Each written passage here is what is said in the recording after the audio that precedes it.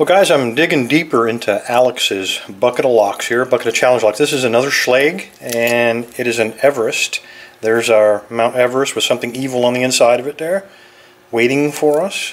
So we know it's got a detent in it. And he labeled this one my favorite evil. So he probably pinned this up with something. We don't need to unwrap the keys right now. I think we can probably pick around it, and then provided we get it open, we'll unwrap everything and see what Alex has put in here. Alright, let me find out. Here we go. There's the top of the keyway. And the first thing we want to do on these Everest, let me zoom in so you can get a better look at the keyway, what I'm doing. I'm going to check that detent to see if he's the first one in line, and he's not. So at that point I'm going to go ahead and grab a medium hook and start in the back, and then all we're doing is just picking those 6 upper pins first. Looking for a binder. That was 3. I got a click out of him. 1 is giving me some counter rotation.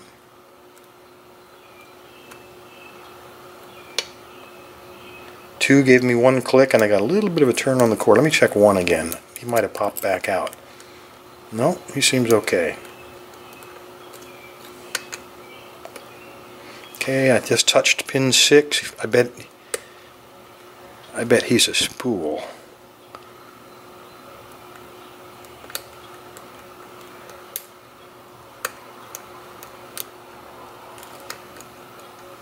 Alright, I'm feeling all the pins now, and everybody feels like they're set. So I am going to take a chance. Let me check number 1 again.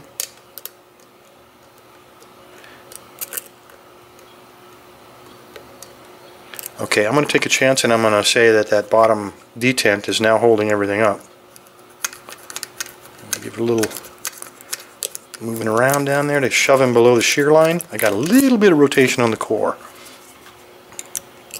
So now let's see if one of those springy ones is ready.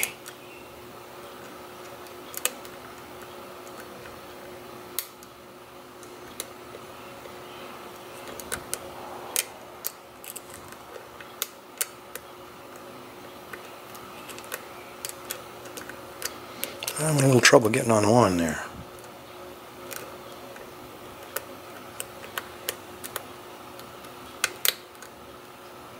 Okay, that was pin 5.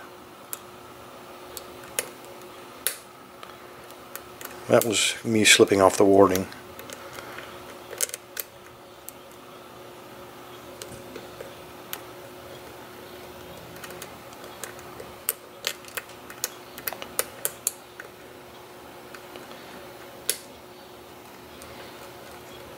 I got another click off of 6, kind of unusual. He must be serrated. Pin 3 also gave me some multiple clicks, as did 2.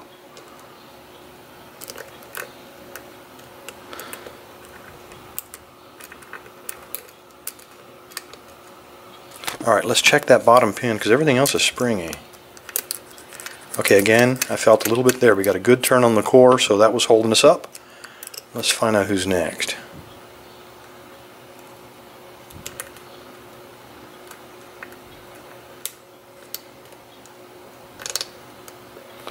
Get pin 2, 2 clicks out of him. He's got to be serrated.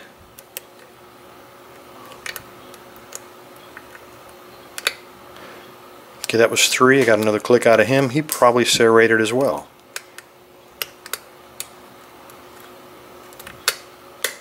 And there we go. Alright, fellas. What are we at? 4 minutes? Alex is my favorite evil lock. Let's go ahead and open him up. Okay, get that leather off of there. Let's cut this tape off.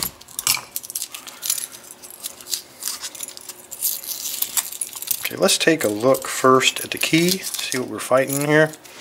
And I'm a little less patient now. I came prepared this time, because I know how Alex likes to mummy everything. Let me back this camera out a little bit. Well, I said the knife was going to help us, but aha! Okay, here we go. Let me find a backing here. Well, how about my hand? How about that? There's what our bitting looks like, And then on the other side we have the pin, the detent pin slot that you see right there. One pin is not a security pin, we just got to move them out of the way, that's all. Alright, let's take this thing apart and see what Alex has put in here for us. There is where the detent goes. And we have a key, so let's go ahead and when I set this key correctly, you see how that detent kind of pops down inside of there? Now even if we pick it, that detent sticks in that slot and we can't rotate it. So stick the key in there, pulls him out of the way, and we can turn him. So that's all he is. It's just a straight up, no security pin.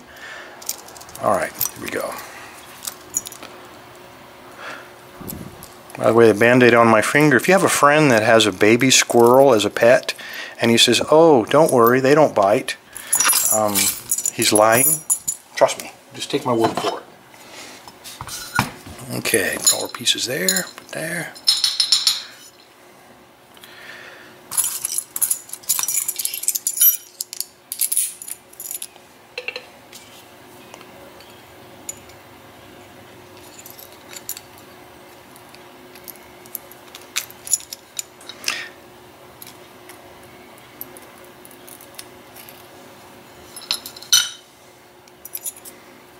Okay, I'm going to hold these in with my finger.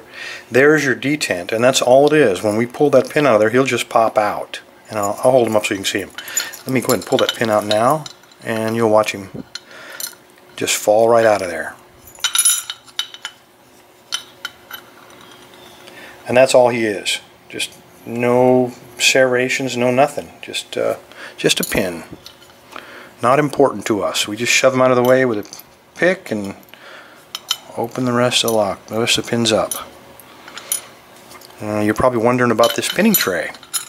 Adrian Weber sent me a piece of aluminum quite some time ago.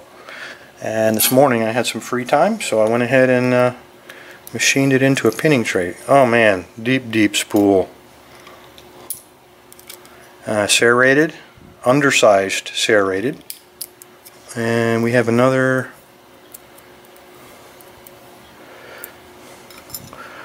It's a standard pin. We have an undersized serrated. We have another awesome spool. Man, these things are great. And then we have another spool. There are no T-pins like I thought in here, and there also are only 2 serrateds.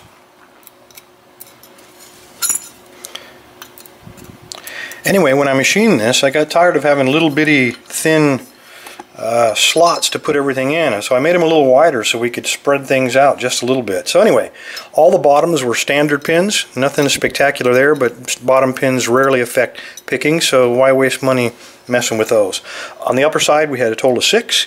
We had 3 of these awesome looking spools, and then we had 2 undersized serrated. If you look at the diameter of that serrated compared to the key pin, there was quite a bit of flopping. That's probably one of the reasons we were able to get that deep set. That combined with these, let me hold one of these up, give you a really good look at this spool.